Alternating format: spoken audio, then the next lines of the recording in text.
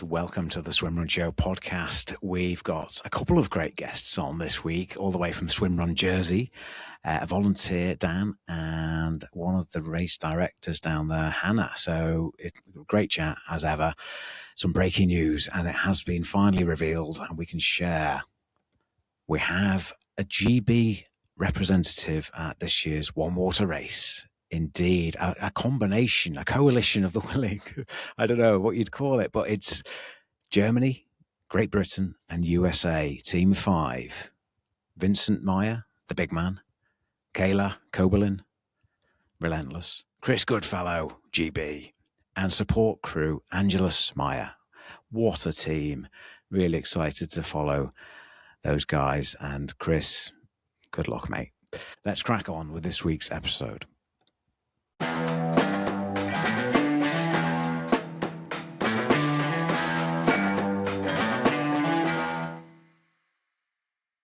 Okay, so we have two guests this week. We have Hannah Mundy and Dan. I don't know your surname, Dan, actually. Garrido. Dan Dorito. Well, Dan is a competitor and volunteer at Swimrun Jersey, and Hannah is behind the scenes assistant race director down there in Jersey. How are you doing, guys? Yeah, good. Lovely to be here. Good. Now, we're going to talk, Swimrun Jersey, it's been going for a while now, was inherited by 3D events. I believe you, Hannah was just telling me, you used to work with Brecker originally, pre-COVID on the race, and you guys are running it now. And you've got like 5 different distances. I mean, it's an extravaganza, an event. Hannah, so we started Swimrun Jersey in 2022. We used to support Brecker when they came over, and once they, stopped, there was a demand for it on the island. So we picked up. It's the same route that they used to do. So we start at our iconic Gorey Castle. And then we've got 4 different distances. So we've got one which we call the intro, which is 4 kilometres long, and it takes you from our castle to what we call the St. Catherine's Breakwater. We then go up to our sprint distance, which in my swimrun terms is the half marathon distance. And that's 20 kilometres, and it takes you round towards the north coast. And then we go a bit further for our standard 33.4 kilometre distance. And then our full, which is the ultra, takes you all the way 53 kilometres, right the way round the coast to what we call Portlet Inn. Beastie. Now that one I've always noticed has something like a 21 kilometre run in it. Is that right? Yes. So there is a half marathon run along a very nice beach. Great views as you go. But yes, that's a cool. long Yeah. one. That stands out. Yeah, it's longer than the World Champs Orno run, which is long enough. So, the courses look awesome. Do they all start at the same point? Yes, Yeah. they do. So our full standard and sprint competitors all start together, and then our intros start just 10 minutes behind. Okay. And how's it look? How are things looking this year for interest, and compared to previous years? It's still early. The event's in September, isn't it? Yes, the 5th of September this year. No, interest has been good. So we're above sign-ups from this time last year, which is always positive. And we're seeing a spike of interest from our overseas competitors. So because of our location being so close to France, we do tend to see some French athletes coming over and participating. Oh dear. They're going to go fast then. So Dan, you've competed 3 times at the event there. Yeah, it's twice when it was with Brecker, and then another time since with the events in charge. Right. And which distance did you do? I've done partner sprint, and I've done solo sprint as well. So opportunity to kind of go on my own and see how it feels having to pull my own weight instead. Yeah. And how was the difference for you there? Remarkably different, actually.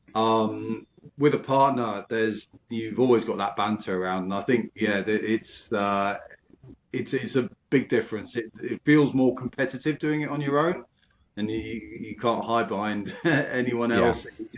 Yeah, your weaknesses get exposed a little bit. I found out to my detriment. So yeah, but it was a hell of an experience, and I'll be doing it again. Lessons learned this last time. So see how it pans out this year. Brilliant. So you're going to go for the sprint or half marathon Yes, distance this year solo? Was that done? yes. Yeah. Cool. So, I mean, yeah, as you touched on there, Hannah, the terminology in swimrun is a bit all over the place with different distances. But I think people are kind of getting the idea of how far things are. But well, I say that I'm sure a lot of triathletes get confused, and probably trail runners. But yeah, that's all part of the fun, isn't it? So how on that sprint course, Dan? I mean, I touched before with Hannah on the swim entries and exits. What are we looking at? We're looking beaches, rocks. What's the score? It's a mix of everything. Yeah, there's so much variety just in that sprint, and that's what makes it so exciting. It's actually quite a swim heavy section, as you said before. There's a lot of running in the full distance. There's that half marathon run. So if you're a swimmer and excel at swimming, yeah, the sprint is going to be in your wheelhouse, and it's so much variety. You've got beaches, cliffs, technical entries and exits. Yeah, it makes a lot of interest just in those transitions. Okay, cool. No, it does. You know what? I've really wanted to do this for years. It's just you probably hear it all the time, but I haven't quite worked out with the dates yet. But in terms of getting to Jersey, Hannah, it's relatively easy because I'm not too far from Liverpool, and I'm often in Liverpool itself, and you can fly direct from there to Jersey, which is awesome. But where, in terms of, I guess there's boats as well as flying options. There is. There Yeah. is, yeah. So we're quite lucky in Jersey. We're well connected to the UK. So, regular flights from Liverpool, Manchester, you've got London. We fly out of 3 different airports around London, Southampton, Birmingham, all the way up to Glasgow, even Dublin. So we are quite well connected throughout the UK. And then you can also get the ferry from Poole or Portsmouth. Right. Yeah, so for anyone who wants to take a longer scenic route on the boat, they can get the Yeah. ferry across. Yeah, okay, that's good to know because there's quite a few swim runners on the south coast there, so that's possibly a good option for them if they've got the time, I guess. How long does it take from Poole on the ferry? I want to say, Dan, you might know better than me, but like 4 or 5 hours, is it on the fast boat, or is it slightly There's a longer? few options. So yeah, the fast boat I think is free, and then you can get the slower boat, the overnight boats as well. But yeah, it gives you the option to bring your car over, and then a little bit more freedom to explore the island in your own time as well. Yeah, okay. Or bring a bike, maybe.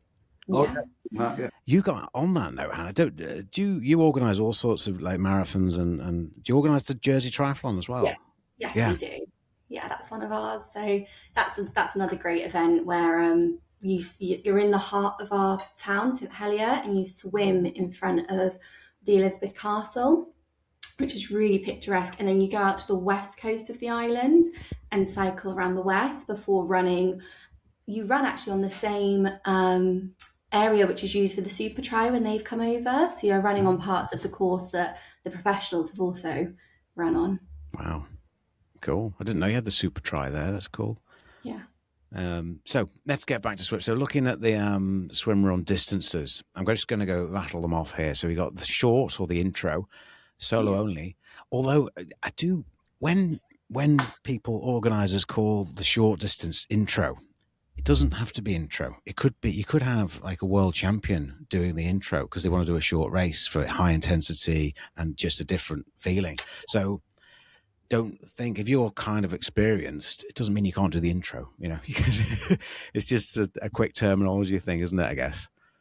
Yeah, and I think for us also we wanted to have a shorter option for people who are new to the sport. Yeah. Maybe they've done some triathlon, maybe we've got something over here called Try or Try, where our local tri club encourage people to give it a go. And they do training sessions throughout March, April, May, up to them giving the small triathlon a go. So we think that intro is a great stepping stone into the sport, and hopefully they get hooked afterwards and go up to the sprint standard and full. Yeah. No, it really does look like a great start to the sport. 3 runs and 2 swims, 2.4k of running in total and 1.6k of swimming in total. So I'd say that's pretty accessible for most triathletes or open water swimmers or trail runners. I'm guessing there's no cut-offs realistically. Possibly with the tide, I don't know.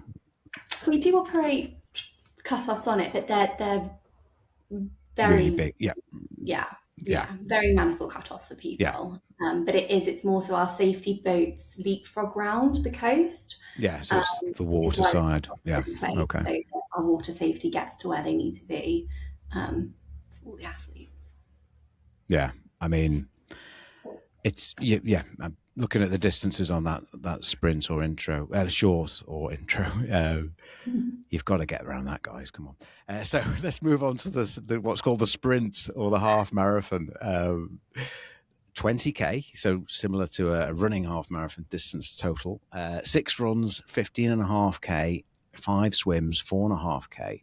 So as Dan, you said there, that's a good portion of swimming. So that does look like a good one. What's the longest swim on that, Dan? It's just under a mile. And it's also probably the most technical swim of the whole event in that bit there as well. It feels like you're swimming out to sea because you've got to go around the headland. So it feels like you're on your way to France, and then suddenly you round the headland and you can see your exit point. But it's a bit disconcerting, and it's a long one. Can be some jellyfish. There is potential for a current on the headland if you get caught with the turning of the tides. So a technical swim and a challenging one, but it's one that definitely adds a lot of interest to that part of the race. Is that the one that starts at, is it Booley Bay? Yeah, that's the one. Right, and Egypt. There's a place called Egypt on Jersey. That's cool. Yeah. Quite a famous point because there was a landing during the occupation from some SAS soldiers at that bay. So it's quite secluded and very, very well hidden. Difficult to get to. So a big respect to the volunteers that make their way down there to help us out of the water. Yeah. You've volunteered, right, Dan, couple of years as well. Yeah, so I actually volunteered on that point myself, and we had some tunes and lots of sweets going for everyone coming out of the water. Because of the length of the swim, you find a lot of people falling over and struggling to find their legs at that point as well. So a lot of motivation needed. It's good. It's a good point to be. Yeah, no, that looks like a great course for sure. And again, that swim can be technical, as you say, by the sounds of it. But 1.6k. Yeah, there's some pretty technical running around that area as well. So you've moved from the east coast of the island round to the north coast. Very, very scenic, but also very technical running. So you need to have your wits about you in various sections of that part of the course as well. Okay, that's good to know. Yeah, the old coastal path, I guess it is, with rocks and steep ups and downs, is it? Yeah, a lot of vertical in around there as well. It takes a while. The runs might not be that long, but they take a while to get around. Okay, and what do you normally wear, Dan, on your feet there? I've always gone Innovate. They've just worked for me every time, and I've stuck with them, and it's my brand go to. Yeah, good. What model? I've actually bought a new pair. I'm not sure. They're the I think the graphene, the G330. I think. Oh yeah. Cool. Yeah. Need something because of some of the water entries and exits as well. You need the good grip on your soles. Some clambering over rocks, though. Nothing too slippy. Yeah. Okay, that's good. That's good to know. So then we go to the standard or marathon. solo or team. So the only one that's solo only is the intro or short. And then you got solo or team, solo and team marathon, 33.4K total, 7 runs, 28.5K of running, and 6 swims, 4.9K of swimming. So only 400 meters more swimming in this one, but a good bit of running, extra running. Let's have a look at that then. They've got, what's the longest run on that one? Looks quite long. Let me. That looks 10K. I think it's about an extra 10K from the last swim on the sprint course to the next swim on the standard course. It's about 10. And again, Okay, quite technical, but very, very scenic. Right. Yeah. Cool. So not too long, 10K, but might take longer than you think with the technicality. Yeah. Looks good. Looks good. And then there's one swim, then a shortish one, and then the final run. Yeah. Cool. Okay, let's go to the beastie one.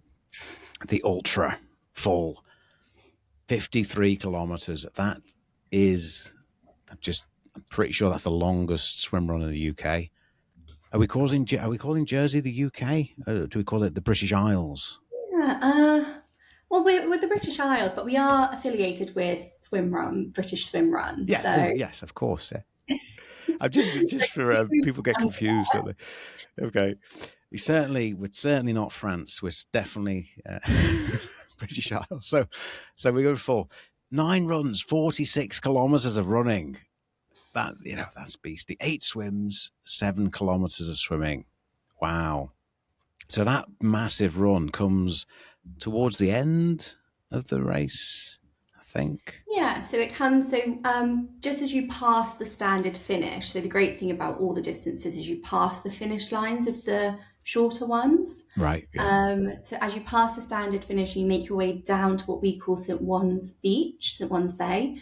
That's where the long run kicks in. And it's we call it the 5 mile road. Most people will run along the beach. And that's where it takes you across. So just on that, so is there an option to run along the beach or the road? You can do. Most people choose to run along the beach, but people can run along the pathway if they wanted to. But I think everyone who's done it so far have chosen the beach. Yeah, there is Interesting. A bit of a time saving to go along the beach. Okay. Tide goes out. It's more of a linear straight line across rather than curving along the road. Okay. Is it kind of hard packed sand? It is. Yeah. Okay. There's going to be a few puddles here and there, but yeah. on the whole, it's pretty runnable. Cool. And that bit more scenic. Yeah. And nicer on the knees as well, no doubt, compared to the road. So that's great. And then there's a couple more swims. So you could be having a nightmare. Say your swimming's not going well that day, but you're an amazing runner. You could really make some time up on the 21K run potentially. Yeah. So yeah, do you see that? Do you see kind of the swimmers and the runners kind of toing and throwing at the front of the pack? You can do, yeah. And I think it's really interesting when you see teams where one's a stronger swimmer and one's a stronger runner. And that dynamic is they encourage and make their way through the course. Cool. That's good. That is good. So do you see, I've seen a few videos and photos of the event. And I did notice, and I don't know if it's just because the photos captured it at that point, but it looked like more people were going for the calf guards and possibly not a pull buoy. Is that a thing, or is it just what I've seen? A false reputation. It's a pretty even mix. I've always gone pull buoy. I just prefer that. Just move out. You stay a little bit cooler as well because the weather can be a big part of this race. Coming at the start of September, you never know what you're going to get. It could be wet and windy, or it could be absolutely roasting. I've had a mix of everything, and I prefer being able to have the option to stay cool. So at least the pool boy gives you that opportunity. Yeah, a bit less neoprene on the legs there. So is it the 5th of September or is it 6th? The 5th of September. Saturday, isn't it? Saturday. Yeah, cool. Yeah. So yeah, that could be, as you say, it could be a hot one. It could be a storm. It could be, yeah. So we're hoping for sunshine. Yeah, for sure. And I'm looking now in terms of it must be quite difficult to. I'm looking at it from a kind of race director point of view now, and it looks like an absolute nightmare, to be honest. You must have a lot of volunteers out there. We do. We always get a great team of volunteers. So our volunteers are split into sections. So Dan normally is with me and Team Alpha, and we do the starts and the finishes. Our other volunteers, we've got checkpoint volunteers, and we've also got swim entry and swim exit volunteers, and they leapfrog around the course. But they're brilliant. They wear, we've got really bright high vis yellow t-shirts for everyone to wear, so they're easily spottable around the course. And we're really lucky. We're really, really lucky with the people we get. We've already got people re-signing back on who they're not interested in taking part. They just love being there and supporting. And then we've got other people. So for our volunteers, we do offer a free entry for a full day of volunteering, and then a 50% discount if they do half a day. So it's a great way to get people who are interested in trying out the sport or wanting to do it. They volunteer first, and then they get their place from us. Cool. And are those guys do they come from your other event? I know you organise a marathon and the triathlon there. Some of those guys come from those events? Yeah. So we've got some volunteers who stick with us through every event, and they're what I call my dream team of volunteers. They're amazing. Whenever whether we've got a new sporting event or one of our long-standing ones, they will be there signing up, encouraging other people they know to sign up and support us. So really, the event's amazing, and we could not do it without the volunteers that give up their time to support. Yeah, absolutely. And in terms of the start time, is I'm just trying to. Is it 8 o'clock? 8 o'clock. Yeah. Okay. So people if you've registered, you've got to obviously be there night before, I'm guessing. Yeah. And we do offer a free transfer to the start line. So it kind of takes you from one side of the island going around our south coast, picking everybody up from different points. Cool. That's good. So is there a road the whole way around the island? Yeah. There's more or less. I reckon you could do it all the way around, Dan. Yeah, well, we have got an ultramarathon that takes the entire coast of Jersey as well. So no swimming in that one, but unless you're really unlucky. It's the whole island's really accessible. The coast, you can get around it if you get a chance to come here with your car and or bike. You get to explore and see everything that the island has to offer as well. It's from town to Gory is pretty accessible. There's a really good feel at the start line as well. I mean, it's a pretty iconic start. There's a big grass area in front of the castle. You've got views to the south, you've got views to the north. You can kind of see where you're headed. Sun's coming up. It's a great vibe at the start for both competitors and the volunteers. It's really good. Cool. No, it does. It looks a beautiful place. Just when you mentioned the volunteering, if you do a day and if you do a half day, what's the kind of average finish time for the full distance ultra 53K? So for the full distance, so our fastest finish time's been just under 8 hours. So that's kind of 8 hours all the way up to, we've had 11, 12, 13 hours on that. So it's a long day for people, but they're great and they're so supportive. And what's great with the timings is they do get a bit of time to grab a coffee, grab some food before heading to their next location on the course. Yeah. I guess there's not. I mean, as Dan mentioned earlier, the one that looks most appealing, probably to me, is the sprint, the half marathon distance, because it feels like the right kind of ratios there. And I guess when I was saying about it's not actually as complex as I might think a 53-kilometer swim run would be, because you've got 8 swims, which isn't a lot of swimming given that total distance. So it's, I see what you mean there. The volunteers can get a chance to have a little breakout. Because when you're thinking about, some swim runs have like 10, 15, 20 swims, then it can become carnage. People scattered about all over the place. Yeah, I think what's great. You go, Dan. So from a competitor's perspective, it's also nice to kind of see the same faces as you go around. So you see a few at the start, and then the same faces a little bit later on, and they're so encouraging as a competitor. But also as a volunteer, it's nice to be able to see competitors getting around at different places, and you've got a little bit of a gap between each station as well. You can move to another checkpoint and cheer people on through there. So it's from both sides of the competitor and volunteer standpoint. I mean, the 3D team run a tight ship, and it's so well organised, and you know exactly where you need to be and what you're meant to be doing. It's a great day from both sides of the volunteer or participant side. Cool. That's good to know. And would you say what would be the most popular distance of the 4?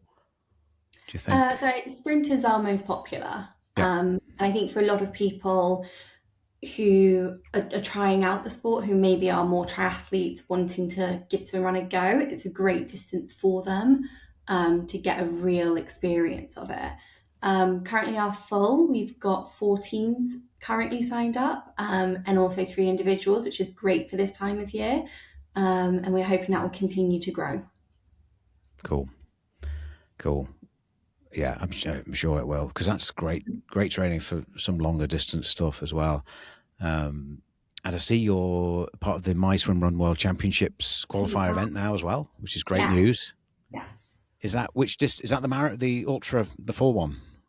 So qualifying for all of the distances. So right. So if people come do the sprint, the standard, or the full, they can qualify for one of the championships. But it's great. It's great to be a part of it, and we're really proud to be able to say that we are a qualifying event. Yeah. I think you'd earn it on this. I'm just looking at. I think so. The 1.6 kilometer or mile swim on the marathon distance, is that also the longest swim on the ultra distance? Yes. So it's the longest swim on the course. Okay. So, okay. So it's not nothing too much to worry about. It obviously depends your starting point, but yeah, the intro one. Have you found how many years have you done the intro course? So since 2022. So we started with just our intro, our sprint, and our full. And then in 2024 was when we introduced the standard distance, because we noticed athletes found the jump from sprint to full was a bit much, and they wanted kind of that middle stepping stone. So that's how the standard distance was. Okay. So when it was Brecca, was it just the full, and then did they add? Right. So Brecca just did sprint and full. So we've kind of taken that and expanded it to make it more accessible to more people. To not only just grow the event, but grow the sport as well. Yeah. Brilliant. Okay. Well, it sounds awesome. And it's definitely on my to-do list. I won't be able to make it this year. 2027. I mean, we did talk about that. I guess you've got to obviously plan a lot around the tide around Jersey. Would you pencil in a date at this stage for 2027, or is it too early? Yeah, so we've actually just received the tide data for 2027. So we're in talks now with our water safety team and our medical team just to align on a date, and then we'll be getting save dates out to people. Okay, I look forward to that. Look forward to seeing you out on the course, Mike. Yes. That'd be great. No, it does look awesome. The thing, I always like to go long, but that half marathon distance looks really good. So I'm going to be torn, I think. We'll come back and do it again, you know? Yeah, that's it. Yeah. Or maybe do the sprint half marathon, then do some volunteering down on the 21K run. Oh God. Okay. Well, guys, it looks awesome. Any other, Dan? Just last thing now. We talked about the Innovate shoes, the technical terrain, the pull boy. I mean, yeah, we all love pull boys, and they are definitely a great aid for swimming in Swimrun. Any other little insights into gear for that particular course? It's because of how technical some of the entries and exits are. Yeah, choice of hand paddles is quite important. The ability to get them on easily, take them off easily, so that you can clamber on and off rocks. That's quite key. Having somewhere to store them safely as well. It's one of the requirements if you're going solo that you wear a safety buoy as well. So in order to be able to kind of run with that, how you stash it, whether you blow it up or take it down between each swim, it becomes logistically quite challenging. We have got very good checkpoints as well. So how you organize your nutrition, whether you take anything with you or whether you rely on what's on the checkpoints, a lot to consider. But yeah, fortunately, obviously the 3D team have made good provisions for that. But yeah, it becomes quite logistic, especially if you're on your own, and you have to manage that all on your own as well. But it's all part of the fun. Yeah, it is. I mean, yeah, that's a good point. Actually, the tow floats. If you're a solo swim runner, some people have asked questions about that. Actually, how you manage it in the runs. I know I've a few people have got different ways to do it, but it's what works for you, I guess. I know some people do collapse it down, particularly if it's a long run. I found a way of attaching it so on the waist, and then I had a little string that went attached to the back of my wetsuit. So the tow float almost sat just on my back during the swim and during the run. So it was like vertically down my spine. And I found that worked really well in Clanberis and Gower. But yeah, that is, if you have not raced Swimrun with a tow float before, it can catch you out, can't it? Yeah. What am I going to do with this? Yeah. So I've actually discarded the line and I've just attached the float directly to the belt, and I leave it there. I don't even bother deflating it. It just bounces around behind me when I'm running, but it's bouncing around on the floor. It's still attached directly to my back. Yeah, to your body. Yeah. Good shout. That's the thing I don't need to think about. Yeah. And the other thing that sometimes catch newbies out with the hand paddles, as you say, if they've just bought or they've just been using, say, a standard off-the-shelf swimming related training aid hand paddle rather than a kind of Swimrun specific one, the straps aren't set up necessarily for an exit. So the Swimrun paddles come with goes around your wrist, but the kind of normal speedo ones, I guess, have the diagonal straps, don't they? Yeah. And you need to sort that out yourself before the race to make sure you can drop the paddle. That's obviously, you only make that mistake once usually.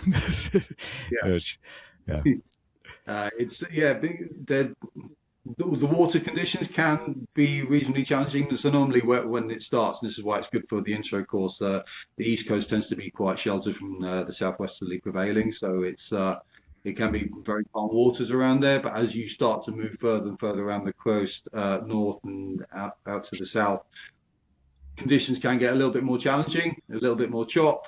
And again, that can factor into kit choice and definitely with the paddles if you're having to change even your swimming style a little bit to account for how much chop you get in the water. Yeah, brilliant.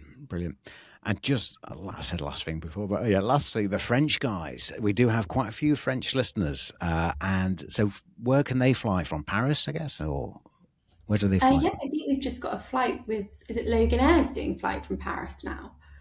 Cool. I believe. Yeah, or we've got a boat from St Malo, which can bring you straight across, which is quite a good option for people. Cool. Brilliant. French, I mean, ferocious, sorry, ferocious competitors. They're very, very good. they Yeah, are.